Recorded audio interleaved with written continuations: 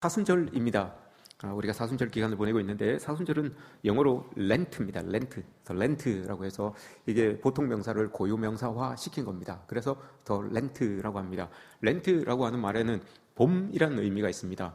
그리고 새싹이 돋아나는 그런 시기, 또 낮이 길어지는 시기라고 해서 저게 앵글로색슨족의 언어입니다. 랭텐이라고 하는 말인데 저게 보통 명사에서 이제 고유 명사로 바뀌었어요. 왜냐하면 예수님께서 십자가를 지시고 고난 받으셨을 때가 6월절인데 그 6월절을 철로 따지면, 시기로 따지면 봄철이었어요. 그래서 사순절, 렌트라고 해서 사순절을 이렇게 우리가 보내게 되는 거죠.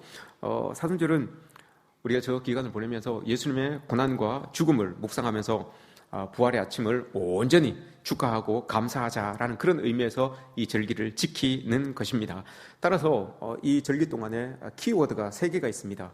회개, 절제, 그리고 사랑의 실천이라고 하는 이 3개의 키워드가 있습니다. 40일 동안을 우리가 나름대로 계획을 세워서 하나님의 예수 그리스도의 고난에 동참하는데 삶으로 우리가 어떻게 동참할 것인가 하면서 회개하면서 또 절제하면서 사랑을 실천하면서 그렇게 예수 그리스도의 고난에 동참하는 그런 우리의 모습들을 가지자라고 하는 그런 의미에서 이렇게 사순절을 우리가 보내게 됩니다. 이미 우리가 용서받은 하나님의 백성들이지만 거듭난 사람이지만 그럼에도 불구하고 아직도 남아있는 죄에 대해서 우리가 회개하고 절제하고 금식하고 하면서 우리의 욕망을 다스려가고 또 사랑을 실천하는 그런 마음을 우리가 가지고 애써보자라는 그런 의미입니다. 초대교회에서는 부활절을 앞두고 한 3일 정도를 금식을 했어요. 통째로 금식을 했어요. 그리고 부활의 아침을 맞게 되는 그런 이 유래가 있었습니다. 그러나 이것이 한 4세기경에 교회가 부흥하면서 그리고 많은 사람들이 예수 그리스도를 알므로 인하여서 이게 이제 교회가 이제 제도가 되고 조직화되다 보니까 사순절을 그러면 우리가 이 사순절을 우리가 철저하게 절기를 만들어서 우리가 지킵시다라고 해서 이때부터 이제 사순절이라는 게 생겨났어요. 그런데 종교개혁을 지나면서 우리가 교회가 말씀으로 우리가 새로워져야 되지 않겠습니까? 라고 하는 그런 붐이 일어나서 사순절이라고 하는 이 기간이 종교개혁이 일어날 때쯤 돼서는 벌써 이게 구습이 되어버린 거예요.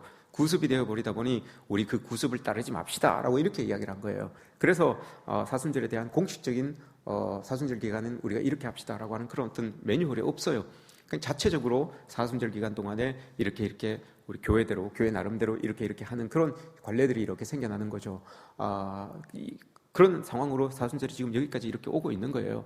우리는 사순절 기간 동안 묵상도 하고 하는 말씀도 이렇게 좀 더 깊이 묵상하면서 우리의 삶의 자리에서 이런 모습들을 실천해 나가는 그런 모습들이 우리에게 있었으면 하는 그런 마음이 있습니다.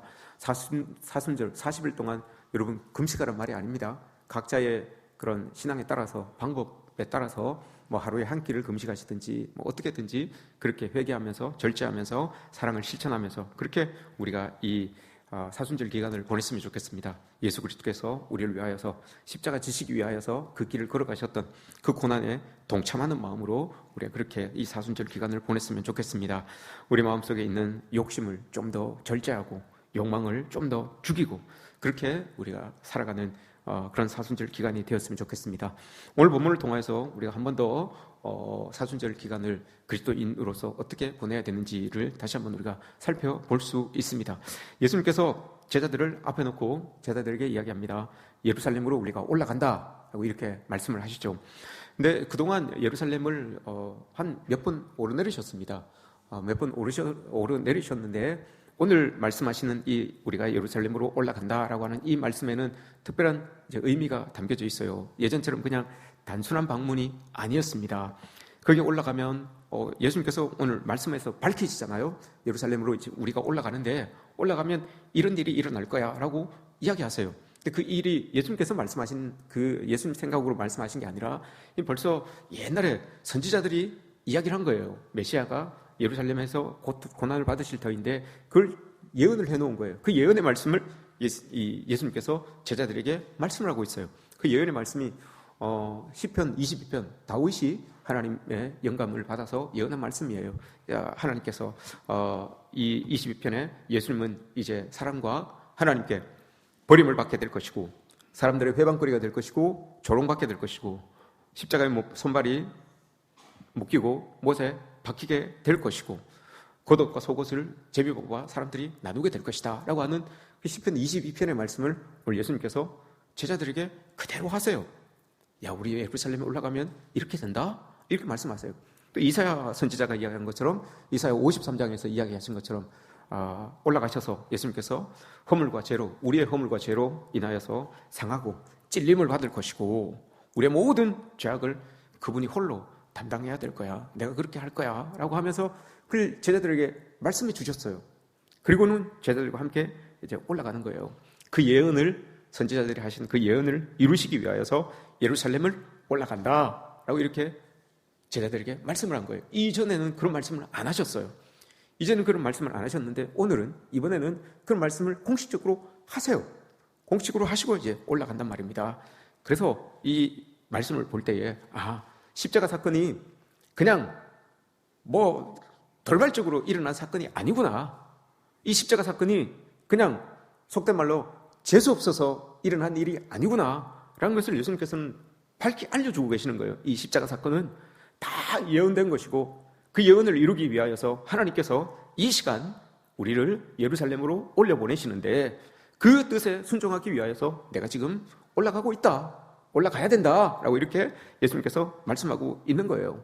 하나님께서 정해놓으신 길을 우리는 가는 거야, 이걸 제자들에게 말씀하고 있는 거예요. 근데 이 제자들이 이 말씀을 오늘 말씀에서 뭐라고 합니까? 알아듣지 못해요. 깨닫지 못하더라, 알지 못하더라 라고 이렇게 말합니다. 예수님께서 그렇게 말씀을 하셨는데도 불구하고 알지 못해요. 왜 제자들이 그걸 알지 못하느냐 하면 이 제자들은 이전에 하나님께서 행하신, 예수님께서 행하신 그 모든 일들을 보면서 마음속에 이런 생각이 들었어요. 이사야 선지자가 이사야 53장만 예언한 것이 아니라 메시아가 오시면 그 메시아는 이런 일도 하십니다 라고 하면서 이사야 42장에서 예언한 말씀도 있어요. 그가 오면 포로된 자가 자유를 얻게 될 것이고 갇힌 자가 노임을 받게 될 것이고 슬픈 자가 위로를 받고 제 대신 화관을 쓰게 될 것이고 큰 근심 대신에 큰 기쁨이 오게 될 것이다. 찬송의 옷을 입고 그렇게 하나님을 찬양하는 그런 일들이 일어날 것이다 라고 이렇게 이사야 선지자가 예언을 했어요. 근데 이 예언의 말씀들이 지금 예수님께서 여기까지 오시기까지 예수님의 사역 속에서 이런 일들이 일어났던 거예요. 그래서 제자들은 생각하기를 이분이 메시아, 이사야 선지자가 이야기한 그 메시아구나, 환난 날에 우리 모두에게 기쁨과 즐거움을 주실 그분이구나 라고 이렇게 생각을 하고 있었던 거예요.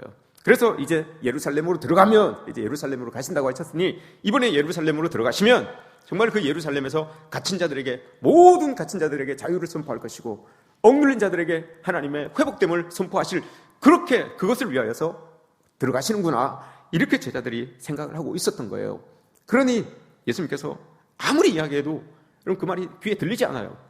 자기들은 지금 예수님께서 예루살렘으로 들어가신다고 하니 예루살렘에 들어가서 그 만왕의 왕의 호를 들고 막 지시하는 대로 모든 것들이 다 이루어질 줄 알고 그런 모습을 지금 상상하고 있기 때문에 예수님께서 고난받고 사람들에게 조롱받고 침뱉음을 받고 십자가에 죽으신다고 하는 말이 이게 귀에 안 들려요. 귀에 안 들어오는 거예요. 그래서 오늘 말씀에서 알지 못하더라, 깨닫지 못하더라, 제자들이 이렇게 이야기를 하고 있어요. 제자들은 지금이 정말 예수님께서 이제 만왕의 호를 들고 이제 예루살렘에 가서 모든 사람들을 무릎 꿇리시고 통치할 그때구나, 지금이구나, 이렇게 생각을 한 거예요. 그러니 안 되죠. 그래서 여러분 마가복음 10장에 보시면 이 본문과 동일 본문인데 마가복음 10장에 보시면 이때 여러분 제자들이 뭘 요구합니까? 야고보와 요한이 하나님 오른편 왼편에, 예수님 오른편 왼편에 우리 앉게 해주세요라고 합니다. 그 자리를 여러분 누가 마다하겠습니까? 만왕의 호를 들고 딱 가서 모두를 통치하는 그런 자리에, 그런 자리 옆에, 양옆에 앉으면 자연적으로 여러분 나도 높아 보이는 것 아닙니까? 그러니 여러분 그 자리를 누가 마다하겠습니까? 그러니 앉고 싶어 하는 거예요. 그러나 여러분 예수님은 오늘 말씀하신 게 그게 아니잖아요. 예수님께서 말씀하신 건 그게 아니에요. 여러분 이방 사람들에게 넘겨져서 능욕을 당하고 침뱉음을 당하고 모욕을 받고 죽임을 당하게 될 것이다 라고 이렇게 말씀합니다. 채찍질을 당하게 되고 죽임을 당하게 되고 라고 해도 제자들은 듣고 싶은 마음이 없는 거예요. 안 들리는 거예요. 그런 말들이. 그냥 영광의 자리 오른쪽 왼쪽에 앉아있을 그것만 지금 생각하고 있으니 예수님이 죽는다라고 하는 거, 십자가에 돌아가신다, 못 박힌다라고 하는 말이 여러분 들리겠습니까? 우리들은 마찬가지입니다. 우리에게 참 듣고 싶지 않은 말은 여러분 귀에 안 들려요. 우리에게 별로 유익되지 않은 말들은 잔소리밖에 되지 않습니다. 예수님께서도 이렇게 말씀하셨음에도 불구하고 제자들은 이걸 마음속에 새기지 않습니다. 이 말씀을 여러분 예수님께서 예전에 하셨어요. 누가복음 9장에 보시면 예수님께서 이렇게 말씀하십니다. 인자가 사람의 손에 넘겨질 거야. 사람의 손에 넘겨질 텐데 너희들 이 말씀을 귀에 꼭 새겨라 라고 이렇게 말씀하세요. 이 말씀, 인자가 사람의 손에 넘겨지게 될 건데 너희들 이 말씀 귀에 꼭 새겨라 라고 이렇게 말씀하셨어요. 그런데 여러분 새기지 않잖아요. 새기지 않고 그냥 담아두라 라고 했는데 제자들에게는 이 말씀은 귀에 담아둘 만한 가치가 만무합니다. 없어요. 가치가 없어요. 그래서 마음속에 안 담아둔 거예요.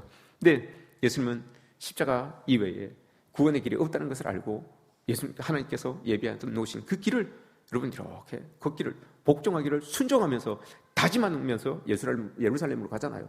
하나님의 뜻에 복종한 그 모습이 지금 예루살렘 그 길로 나타나는 거예요. 예루살렘을 걸어가는 예수님의 모습으로 나타나는 거예요. 순종의 모습이 그 길을 걸어가는 예수님의 모습으로 나타나는 거예요. 우리 그리스도인들이 여러분 예수 그리스도의 말씀을 따라 하나님의 복음을 따라 살아가는데 순종하며 살아가는데 그 복음에 순종하는 모습들이 여러분 우리의 삶에서도 이렇게 예수님이 하나님의 뜻을 순종하여 걸어가는 그 길에서 나타나는 것처럼 우리의 삶에서도 예수 그리스도를 복종하며 순종하며 살아가는 우리의 모습들이 여러분 우리의 삶의 자리에 나타나야 되는 것 아닙니까? 나타나야 되는데 오늘 말씀을 한번 보세요. 예수님 뭐라고 하십니까? 우리가 예루살렘으로 올라가노니 예수님 혼자 가시는 게 아니에요. 우리가라고 이렇게 이야기를 하잖아요. 근데 동상이몽이에요. 예수님은 하나님의 뜻을 순종하는 마음으로 올라가는 것이고 제자들은 전혀 모르고 자기들의 영광을 위하여서 올라가는 것이고 동상이몽이에요. 똑같은 상황인데 받아들이는 게 여러분 달라요. 하나님의 사랑을 덧입은 사람이라면 하나님이 뭘 원하시는지 하나님의 계획이 무엇인지 여러분 우리가 익히 알아야 되는 것 아니겠습니까? 절대 복종하고 예수님은 올라가시는데 이 제자들은 그걸 모르는 거예요. 그래서 예수님께서는 여러분 저기 요한복음 10장에서 내가 누구에 의해서 내가 죽는 것이 아니라 내가 그 자리를 스스로 선택했다라고 이렇게 이야기를 하잖아요. 예수님 십자가의 그 사건을 스스로 선택하신 거예요. 누가 시켜서 하시는 게 아니라 스스로 선택하셔서 그 길을 올라가셔서 십자가에 이렇게 달리시는 그런 모습을 우리가 보게 되잖아요. 예수님 그렇게 하나님을 복종하며 순종하며 나갑니다.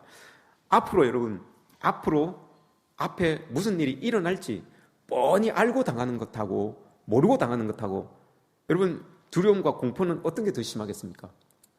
내가 이제 앞으로 이렇게 하면 무슨 일이 일어날지를 뻔히 알아요. 그러면서도 그걸 해야 돼요. 근데 몰라요. 모르는데 그 일을 해요. 어떤 게 여러분 두려움과 공포심이 더 심하겠습니까? 예를 들어서 이렇게 걸어가다가 물이 가득 차 있는 웅덩이에 붕덩 빠졌어요. 이건 예상치 못한 일이에요. 그런데 웅덩이에 붕덩 빠졌는데 점점 물이 발목에서부터 점점 차올라와요. 어떤 게 더 고통스럽겠습니까, 여러분? 점점 차올라오면 계속 차올라오면 이게 조금 더 지나면 여기까지 올 텐데, 조금 더 지나면 여기까지 올 텐데, 코까지 올 텐데, 어떤 게 더 두려움이 크겠습니까? 뻔히 알고 당하는 게 여러분 더 두려움이 커요. 더 여러분 마음속에 고통이 더 큽니다. 이 망나니가 칼춤을 추죠. 이 사형수를 참수 당해야 되는 사람을 앞에 놓고 칼춤을 춥니다. 칼춤을 추면서 칼을 버쩍 들고 여러분 이 사람이 이제 내리치면 죽는다는 거 뻔히 알잖아요. 뻔히 알고 있어요.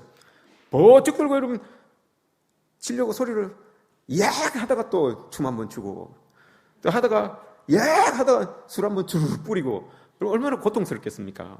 이제 죽는다 싶었는데 또 한번 춤 한번 추고 얼마나 고통스럽겠습니까? 알면서 당하는 일이 여러분 더 고통스러운 거예요. 예수님 여러분 알잖아요. 예수님 자기가 들어가시면 어떤 일이 일어날지 뻔히 아세요. 뻔히 아시지만 그게 하나님께서 나에게 허락하신 길이라면 나는 간다 라고 하면서 여러분 예수님 걸어가시잖아요.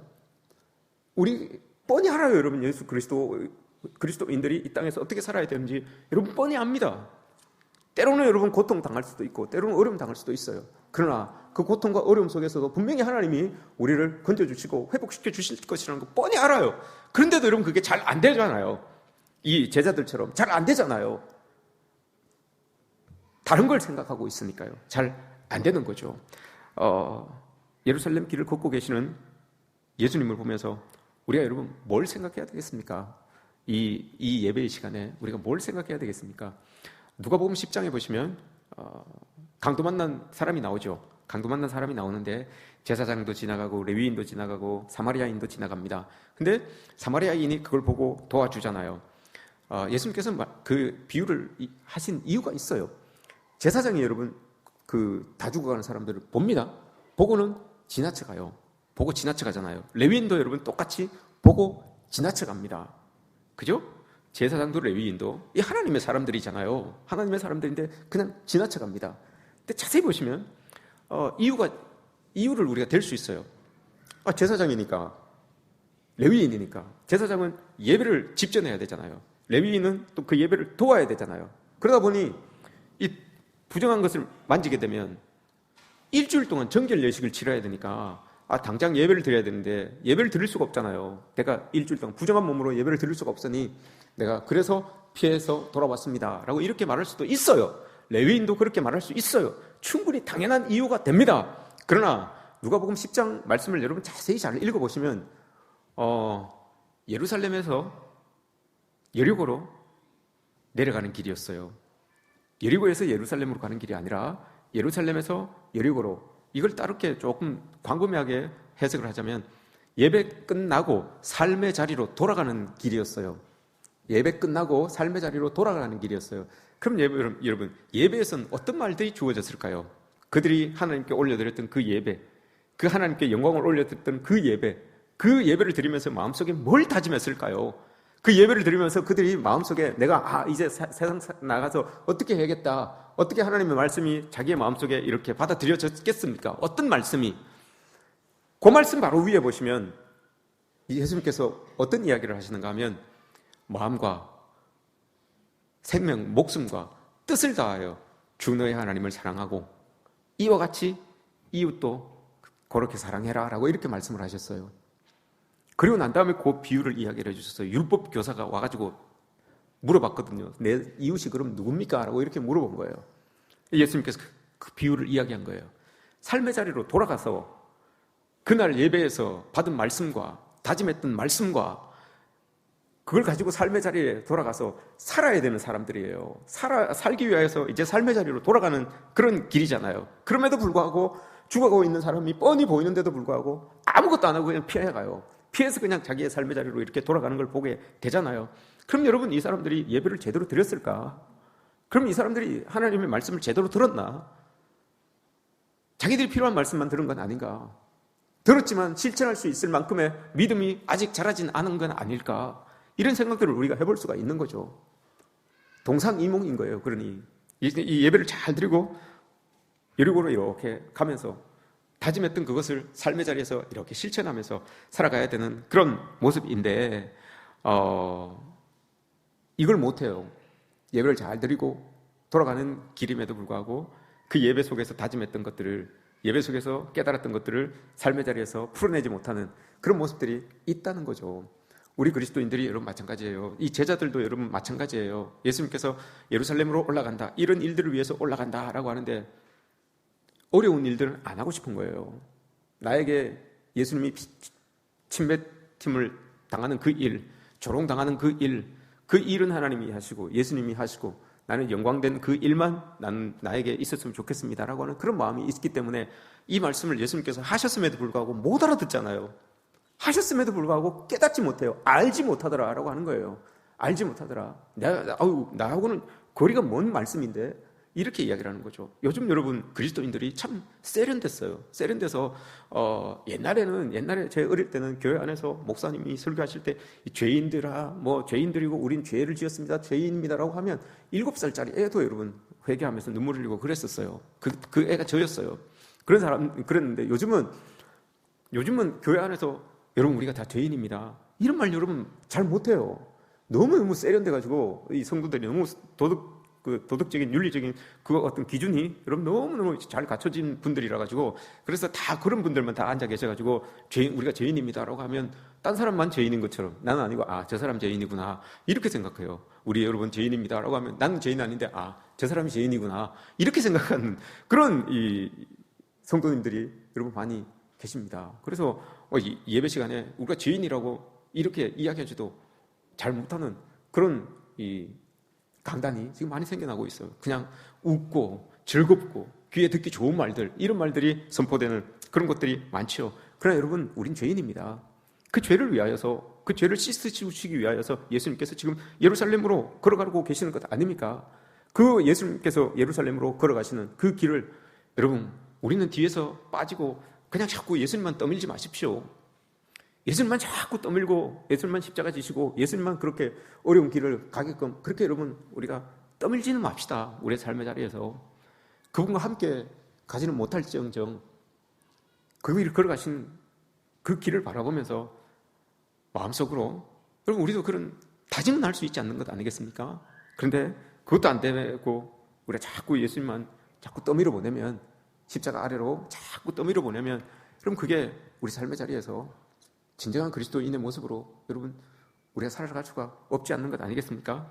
죄인이라고 하니 그럼 거부반응이 많이 일어나죠. 여러분, 목사님이 설교할 때 상투적으로 하는 말이 아닙니다. 우린 여러분 죄인입니다. 이 죄 때문에 예수님께서 십자가에 돌아가셨고 그 은혜로 여러분 우리가 하나님의 아들로서 의로움을 입게 된 거예요. 이걸 잊어버리고 신앙생활을 하면 아무것도 아니에요, 여러분. 이거 잊어버리고 신앙생활을 하면 날마다 그냥 이 교회 안에서 기쁘고 즐겁고 복되고 위로가 쏟아지고 여러분 그게 근본적으로 그 일이 왜 일어납니까? 어떻게 해서 기쁘고 즐겁고 위로가 일어나고 소망이 일어나고 하는 그 일이 근본적으로 일어날 수 있는 그 기본이 여러분 뭐였어요? 예수 그리스도가 우리를 위하여서 십자가에 돌아가셨기 때문에 그런 일들이 지금 우리에게서 일어나는 것 아닙니까? 예수 그리스도의 십자가 은혜가 없었으면 여러분 우리가 기쁘고 즐겁고 위로를 받고 복되고 한 이 날을 경험할 수가 없는 거예요. 예수님께서 십자가에서 돌아가 주셨기 때문에 우리가 여러분 그 보혈의 공로를 얻었기 때문에 기쁘고 즐겁고 복되고 위로를 얻고 하늘로부터 은혜를 받을 수 있는 그런 시간이 우리에게 주어진 거예요. 그거 빼놓고 여러분 여기에서 기쁘고 즐겁고 하면 그건 쇼밖에 되지 않아요. 그건 정말 쇼밖에 되지 않아요. 우리 이걸 기억해야 돼요. 제자들이 여러분 이걸 모르고 있어요. 같이 올라가자라고 하는데 이걸 모르고 있습니다. 우리도 여러분 죄인의식이라고 하는 것을 여러분 가졌으면 좋겠어요. 렘브란트의 그림 중에 여러분 이런 그림이 있습니다. 십자가에 달리시는 예수 그리스도라고 하는 그림이 있는데 잘 보세요. 저 십자가 발끝에 서 있는 저 사람이, 모자 쓰고 있는 사람이, 저게 여러분 자기의 자화상이라고 해요. 렘브란트는 저런 그림을 많이 그려요. 그림을 그려놓고 그 그림의 배경이나 이런 데다가 자기 얼굴을 이렇게 그려놓는 게 많아요. 저 렘브란트가 저 사람이에요. 저 뒤에 말 타고 있는 사람, 머리 이렇게 알라딘 머리 모자 쓴 것처럼 있는 사람, 저 사람이 빌라도라고 해요. 그리고 주변에 사람들이 둘러 있잖아요. 저기 저 렘브란트예요. 렘브란트가 여러분 저 그림을 그리고 나서 고백한 게 있어요. 내가 예수님을 십자가에 못 박은 사람들 중에 내가 한패였구나, 이렇게 고백을 합니다. 그리고 나서 여러분 저 그림을 그리고 나서 그 고백을 하고 나서 그렇게 많이 회개를 했대요. 그렇게 많이 하나님 앞에 용서를 구하고 울었다고 합니다. 그 그림이 저 그림이에요. 예수님의 십자가를 그냥 그리고 나니, 야, 이게 십자가를 못 박았던 사람 중에 내가 한패였구나라는 것을 깨닫고 하나님 앞에 엎드려서 그렇게 많이 울었다라고 이렇게 이야기를 합니다. 우리가 여러분 다 저 렘브란트 같은 사람들이에요. 보기에는 여러분 우리가 다 고상하잖아요. 아주 고상하게 멋있게 넥타이 매고 양복 입고 머리 탁 동동구르모 바르고 딱 예쁘게 탁 이렇게 있는데 누가 여러분들을 여러분 죄인이라고 하겠습니까? 누가 여러분들 지금 비춰지는 그 모습을 보고 누가 예수 그리스도를 십자가에 못 박은 사람이라고 그렇게 보겠습니까? 내 스스로 고백하지 않으면 이거 누가 이야기 못해요. 내 스스로 그렇게 고백하지 않으면 안 되는 거예요. 이건 내 스스로 하나님 앞에 보일 수 있는, 고백할 수 있는 거예요. 그래서 제자들도 모르는 거예요, 여러분. 주변의 것만 봐서는 이게 아니거든. 내 스스로 내가 하나님 앞에 고백할 수 있는 이런 믿음, 이런 모습들이 우리에게 있어져야 된다라는 것을 여러분 우리가 기억했으면 좋겠습니다. 맥스 루카에도 목사님이 있습니다. 이 목사님이 그렇게 이야기를 했어요. 하나님의 의를 설명하면서 이렇게 이야기를 했습니다. 성탄절 교회 안에서 쿠키 파티가 있었습니다. 쿠키 파티가 있었는데 급한 전화인가 봅니다. 하늘로부터 오는 전화인가 봅니다. 빨리 받으십시오. 쿠키 파티가 있었는데 이 목사님은 이제 조건이 있는 거예요. 그 쿠키 파티에 참여할 수 있는 조건은 딱 한 가지. 누구든지 어떻게 만들었든지 어떤 크기든지 괜찮으니까 쿠키를 한 접시씩 들고 오세요. 이거 포트락이죠. 그러니까 한 잔씩씩 들고 오시면 많은 사람들이 들고 오는 그 쿠키를 어떤 것들인지 다 맛볼 수 있습니다. 다 맛볼 수 있습니다. 그러니 들어오실 때 쿠키 담긴 그릇만 보여주시면 다 통과입니다. 이렇게 이야기를 했어요. 근데 이 맥스 루케이드 목사님은 이게 없었던 거예요. 자기가 쿠키를 만들 수도 없고 하니까 그 옆에 있었던 직원에게 이야기를 한 거야. 아유야, 내가 쿠키도 만들고 저 쿠키는 먹고 싶고 한데 어떻게 해야 되지? 라고 하니까 그 직원이 쿠키를 만들어준 거예요. 만들어줘서 여기다 이렇게 들고, 접시에 들고 이렇게 들어갔어요. 들고 들어가니까 온갖 쿠키가 막 있는 거예요. 그걸 먹으면서 하나님의 의가 이런 거구나. 이걸 설명을 해준 거예요. 하나님의 의가 이런 거구나. 야, 내가 만들 수도 없었던 그 쿠키, 내가 어떻게 할 수도 없었던 쿠키, 그러나 들어가서 먹고 싶은 저건 있는데 내가 어떻게 할 수 없는데 하나님께서 예수 그리스도를 통하여서 의라고 하는 것을 내 접시에 담아주셨구나. 그래서 그 예수 그리스도를 통한 그 의를 내가 들고 탁 들어가니 통과. 예수님의 의가 나에게 있기 때문에 통과예요. 그래서 들어와서 보니 누릴 수 있는 그 천국의 삶, 영생의 삶, 이게 쿠키 파티에 비유한 거예요. 우리가 그렇습니다, 여러분. 우리의 의로는 여러분 못 들어와요. 그 쿠키 파티에 못 들어옵니다.